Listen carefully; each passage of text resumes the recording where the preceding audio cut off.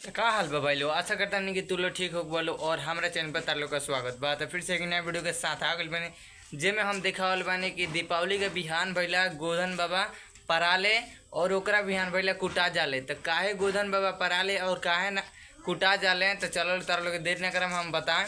उससे पहले तार लोग से छोटी सी रिक्वेस्ट बा कि हमारे चैनल पर नया हो बोलो तो चैनल के सब्सक्राइब करिए लो और साथ में बेल आइकन दबावल मत भूलिए लो।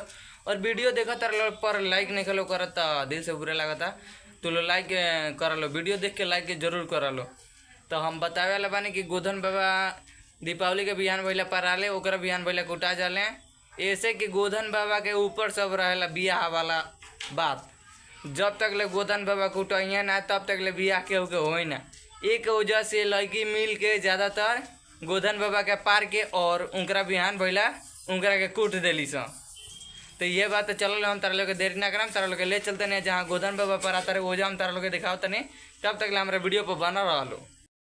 तो देख सकल लो भैया, फाइनली हम पहुँच गए हैं। और पहुँचला के बाद ही हम गोधन बाबा और उनकर जितना मतलब इंसान में उनका सृजना होला सब ये जब बनल बावे। और ये चौकीदार हलो चौकीदारी हलो और जब गोबर से ही पराता लो और ये पर सिंदूर लागत हवे और हर चीज़ बनल बा। जितना इंसान के पास चीज़ रहेला उ सब चीज़ इनकरा लगे बनल बा। देख सकल लो चारों कोन पर फूल लागल बा और ओजा अगरबत्ती लागत हवे। देख सकल लो कितना मस्त वाला लागत है। और ये दीपावली के बिहान भैया पराइल पड़े और ओकरा बिहान भैया ये कुटा जाए। तो जौन कुटाइए तौनों के तार लोग हम वीडियो देवे वाला बानी।